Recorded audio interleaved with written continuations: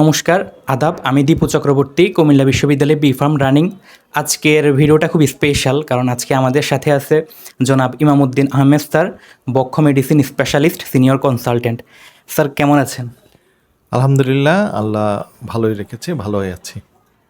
Sir, আজকে 7ই মে, আজকে বিশ্ব অ্যাজমা দিবস। প্রতি বছরই মে মাসে প্রথম মঙ্গলবার অ্যাজমা দিবস পালিত হয়। তো অ্যাজমা নিয়ে অনেকেরই বিভিন্ন ধরনের কোশ্চেন থাকে।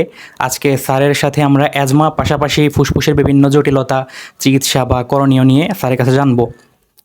তো স্যার, প্রথম রোগীদের একটা কমন কোশ্চেন হচ্ছে যে অ্যাজমা কি একেবারে নির্মূল বা ট্রিট করা যায় কিনা, এ ব্যাপারে স্যার কি বলবেন? এজমা যেহেতু একটা হাইপার সেন্সিটিভ রিয়াকশনের ফলশ্রুতিতে এই অসুখটা হয়ে থাকে, সেটা সম্পূর্ণ নির্মূল করা যায় না, বাট এটাকে দমন করে রাখা যায়। স্যার, এটার জন্য কিভাবে দমন করা যায় আর কি? দমন করার জন্য আমরা ইউজুয়ালি পেশেন্টের কন্ডিশনের উপর নির্ভর করে কোনো ড্রাগ দিয়ে থাকি এবং তাকে কিন্তু কিছু অ্যাজমা এডুকেশন দিয়ে থাকি। তো ড্রাগটা নির্ভর করে তার ফুসফুসের কন্ডিশনের ওপরে কী কী ওষুধ দিতে হবে, তার কী কী ওষুধ প্রয়োজন হয়ে যায়, ইনহেলার, ইনজেক্টেবল আইটেমসগুলো বা নেবুলাইজেশন বা অক্সিজেন, এগুলো তার প্রয়োজন মোতাবেক আমরা ব্যবহার করি। আর যেটা করে থাকি, তাকে কিছু এডুকেশন দিয়ে দেই যে কেন অ্যাজমাটা বেড়ে যায়, সেটা না বাড়ার জন্য তাকে কিছু পরামর্শ আমরা দিয়ে থাকি। আচ্ছা স্যার, নর্মালি যেটা বেশিরভাগ ইউজ করা হয়ে থাকে ইনহেলার। তো স্যার, ইনহেলার অনেকেই আছে যে ঠিকভাবে আসলে ব্যবহার করতে জানে না, যে কীভাবে ব্যবহার করতে হয়। স্যার, কাইন্ডলি যদি সঠিক নিয়মটা বলে দিতেন যে কীভাবে ব্যবহার করতে হবে। হ্যাঁ, এটা তো ব্যবহার ঠিকভাবে না করলে এটা অবশ্যই এটার পার্শ্ব প্রতিক্রিয়া দেখা দিবে। তো সেই জন্য অন্ততপক্ষে আমি চেষ্টা করি আমার পেশেন্টদেরকে, যারা ইনহেলার ব্যবহার করতে পারবে, তাদেরকে ইনহেলারটা কিভাবে ব্যবহার করতে হবে, যেমন ঝাঁকড়াতে হবে। ইনহেলারটাকে নিয়ে অন্তত পক্ষে মিনিমাম 5 থেকে 7 বার ঝাঁকড়াতে হবে, যাতে করে তার ভিতরকার ওষুধ পার্টিকেলসগুলো খুব হোমোজিনিয়াসভাবে মিক্সচার হয়ে যায়, মিশ্রিত হয়ে যায়। এরপরে এটার মুখটা খুলে তার মুখে ঢুকায় স্বাভাবিকভাবে সে মুখে ঢুকাবে, শ্বাস নেওয়া বন্ধ, কোনোটাই কিছু করার দরকার নেই। এটা করার পরে তাকে যখন ক্যানাস্টারটার ওপরের দিকে চাপ দিবে, চাপ দিলে ওষুধটা বের হবে। এই ওষুধটা তাকে টান দিয়ে ফুসফুসে নিতে হবে। সেজন্য আমি তাকে শিখাই দেই যে তুমি চাপ দেওয়ার সাথে সাথেই লম্বা করে একটা শ্বাস নিয়ে বুকের ভিতরে ধরে রাখবা। এভাবে চাপ দিবা, চাপ দেওয়ার পরে টান দিয়ে নিয়ে বুকে ধরে রাখতে হবে। যদি সে লম্বা করে ভালোভাবে টান না দেয়, তাহলে ওষুধটা দেখা যাবে মুখের গহ্বরে অথবা গলায় জমা হয়ে যায়। তখনই কিন্তু রুগী কিছুদিন পরেই বলবে যে আমার গলাটা, মুখটা ঝাল ঝাল লাগে, ঘাও হয়ে গেছে। সেটা কিন্তু একটা ওষুধের পার্শ্ব প্রতিক্রিয়া। কিন্তু সে যদি স্বাভাবিকভাবে চাপ দেওয়ার সাথে সাথে যদি লম্বা করে টান দিয়ে ভিতরে নিয়ে যায়, তাহলে কিন্তু ওষুধের পার্শ্ব প্রতিক্রিয়াটা হবে না।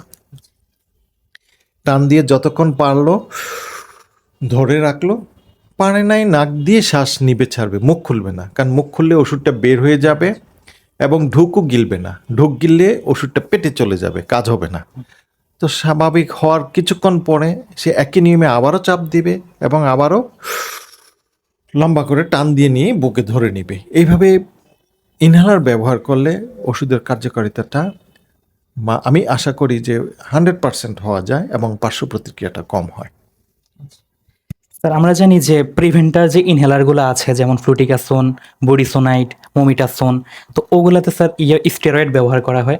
তো স্টেরয়েড নিয়ে অনেকেরই একটা ভয়ভীতি কাজ করে, যে এটা অনেক পার্শ্ব প্রতিক্রিয়া থাকে। তো এই ক্ষেত্রে স্যার, এই ইনহেলারটা কি কোনো পার্শ্ব প্রতিক্রিয়া দেখাবে বা কোনো ক্ষতির কারণ হবে? মনে হয় না, কারণ আমরা স্টেরয়েডটা ইউজ করি ইউজুয়ালি অ্যাজমার যে আমাদের যে স্টেজিং করা আছে, সেই স্টেজিংয়ের উপরে নির্ভর করে নির্ণয় করি যে তার কোন ওষুধটা দরকার। তো সেই স্টেজ থেকে যদি মনে হয় যে স্টেরয়েড তাকে দিতে হবে এবং তাকে যদি আমরা ইনহেলার টেকনিকটা যদি ভালো করে শিখিয়ে দেই, এতে পার্শ্ব প্রতিক্রিয়ার চাইতে বরং পেশেন্ট উপকার পায় বেশি। সুতরাং এটা আমি প্রয়োজন যখন হয় স্টেরয়েড দেওয়ার, তাহলে দিয়ে দেওয়াটাই হচ্ছে উত্তম। নাহলে অ্যাজমার জন্য পেশেন্টের অক্সিজেন কনসেন্ট্রেশন কমে যেয়ে পেশেন্ট কষ্ট পাবে। স্যার, এক্ষেত্রে এই ধরনের ইনহেলারগুলো নেওয়ার পরে মুখ কি ধোয়ার কোনো ব্যাপার আছে, যাতে মুখের মধ্যে এই যে স্টেরয়েডগুলো লেগে না থাকে? হ্যাঁ, অবশ্যই আছে। কুলি করে নিলে পেশেন্টের জন্য ভালো হয়। আচ্ছা স্যার, অ্যাজমা থাকলে অনেকগুলা মেডিকেশনই হয়তো নেওয়া যায় না, মেডিসিন। তো কোন কোন মেডিসিন অ্যাজমা পেশেন্টদের ক্ষেত্রে লং টাইম ইউজ করা উচিত না? না, লং টাইম ইউজ না, শুধু অ্যাজমার ক্ষেত্রে বিশেষ করে জয়েন্ট পেইন বা মাস্কুলোস্কেলেটাল পেইনের জন্য যে ব্যথা নাশক যে ওষুধগুলো, সেই ওষুধগুলো ব্যবহার না করাই ভালো। ইকোস্প্রিন, অ্যাসপিরিন জাতীয় ওষুধগুলো ব্যবহার না করাটাই ভালো। না হলে অন্যান্য ওষুধ যেমন প্রেশারের দিক থেকে আমরা বিটা ব্লকার ইউজ না করলে ভালো, তাহলে পেশেন্টের সাফারিংসটা কম হয় আর কি। স্যার, এক্ষেত্রে আমরা যদি বিটা 1 ব্যবহার করি তাহলে তো মনে হয় সমস্যা হওয়ার কথা না। বিটামিন ব্যবহার করলে সমস্যা হওয়ার কথা না, কথাটা ঠিক আছে। তারপরও এটাকে আমাদের অবজারভেশনে রাখতে হয়, কারণ প্রেশারের জন্য আমরা অনেক সময় বিটামিন ইউজ করি, করে সেরে কিন্তু বলে দিই যে পেশেন্টকে আপনি 7 দিন, 10 দিন বা 14 দিন পরে এসে আবার দেখায় যাবেন, বিকজ তার কোনো পার্শ্ব প্রতিক্রিয়া হয়েছে কিনা সেটা নোটিস করার জন্য আমরা বলি। মানে ক্লোজ সুপারভিশনে বিটামিন ইউজ করা যাবে, অসুবিধা নেই। এখন স্যার, অ্যাজমা নিয়ে তো তার চলতে হবে, যেহেতু তার মানে একদম ট্রিট করা পসিবল না। সেক্ষেত্রে তার লাইফস্টাইলে কি কোনো চেঞ্জ আনার প্রয়োজন আছে, বা কিভাবে কি করা যায়?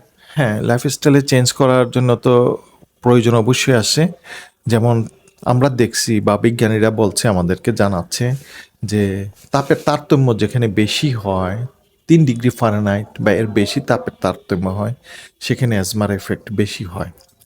এবং যে আবহাওয়াতে দূষণ বেশি, পলিউশন বেশি, সে আবহাওয়া এড়ায় চলতে হবে। তারপরে যে জিনিসটা করতে হবে, ঠান্ডা ঠান্ডা খাওয়া, ঠান্ডা এক্সপোজে যাওয়া, অতিরিক্ত গরমে না যাওয়া, সেগুলোও খেয়াল রাখতে হবে। উপরন্তু যে জিনিসটা করতে হবে, নিয়মিত শ্বাসের ব্যায়াম করতে হবে। খোলা বাতাসে, ঘাসে তাকে শ্বাসের ব্যায়াম করলে, এইভাবে এই নিয়মকানুনগুলো, যেমন উদাহরণস্বরূপ বলা যায় যে অনেকগুলা মিল ফ্যাক্টরিতে গেলে দেখা যাচ্ছে যে তার শ্বাসকষ্ট বাড়তেছে, আমাদের কিন্তু তখন অ্যাডভাইস থাকবে সে মিল ফ্যাক্টরিতে সে চাকরি না করে অন্য কোথাও চাকরি করা, যেখানে মিল ফ্যাক্টরির যে দূষণগুলো আছে সেগুলো, সেই দূষণগুলো নাই, তাহলে সে চাকরি করতে পারে, অসুবিধা নেই। সেভাবে আমাদের অ্যাজমা রোগীদের প্রতি পরামর্শ থাকবে। আচ্ছা স্যার, সেক্ষেত্রে সে কি ধরনের মানে শ্বাসের ব্যায়াম করতে পারে? শ্বাসের ব্যায়াম বলতে মোস্টলি তাকে আমি বলবো বড় করে লম্বা করে শ্বাস নেওয়া এবং শ্বাস ছাড়ার যে ব্যায়ামগুলা জড়িত, যেমন জগিং করা, ডাবল মার্চ করা, অ্যারোবিক এক্সারসাইজ যেটা আমরা বলি খোলা ময়দানে, সেই ব্যায়ামগুলো করলেই তার জন্য ভালো, যেখানে দূষণ নাই, শ্বাসের ব্যায়াম হয়, শ্বাসের মাসেলগুলা ওয়েল ডেভেলপ থাকে।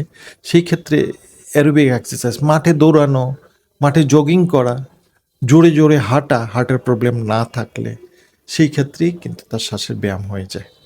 স্যার, অ্যাজমা সমস্যার জন্য তো মন্টিলুকাস্টো ইউজ করা হয়ে থাকে, যেমন মোনাস 10 এই টাইপের ওষুধগুলো। তো অনেক সময় প্রেসক্রিপশনে লেখা থাকে যে ওষুধটা চলবে। তো সেক্ষেত্রে স্যার কতদিন আসলে চলবে?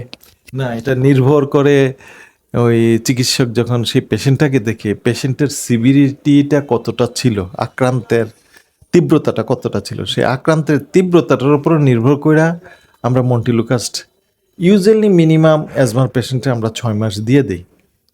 তো লাইফ লং আমি ইউজুয়ালি প্রিফার করি না। স্যার, অনেক সময় দেখা যায় যে অনেকের কিছু থেকে কিছু হলে ঠান্ডা লেগে যায়, হাঁচি, সর্দি এর টাইপের সমস্যাগুলো দেখা দেয়। স্যার, এটা কেন হয়, আর এক্ষেত্রে তার মানে চিকিৎসা বা করণীয় কী হতে পারে? কেন হয় সেটা হচ্ছে, আমাদের শরীরে রোগ প্রতিরোধক কার্যক্রমে যে অংশগ্রহণ করে ইওসিনোফিল নামক একটা সেল আছে। তো এই মানে আনটোয়ার্ড এনভায়রনমেন্টে দেখা যাচ্ছে যে ইওসিনোফিল কাউন্ট বেড়ে যায়, এবং ইওসিনোফিল থেকে কতগুলা মেডিয়েটর রিলিজ হয়, এবং আলটিমেটলি সার্কুলেশনে ইমিউনোগ্লোবুলিন, অ্যালার্জিক একটা ইমিউনোগ্লোবুলিন আছে, ইমিউনোগ্লোবুলিন ই, সেটা বেড়ে যায়। তো সেটা বেড়ে গেলে এই কার্যক্রমটা হয়, এই এফেক্টটা হয়, হাঁচি হয়, কারো রাইনায় সর্দি হয়, কারো শ্বাসকষ্ট হয়, কারো কাশি হয়। তো আমরা সেই এনভায়রনমেন্টটাকে প্রিভেন্ট করার জন্য পরামর্শ দিয়ে দিই। এটা গেল এক কথা, যে ঠান্ডা না ঘাটা, ঠান্ডা না খাওয়া, ধুলাবালিতে না যাওয়া।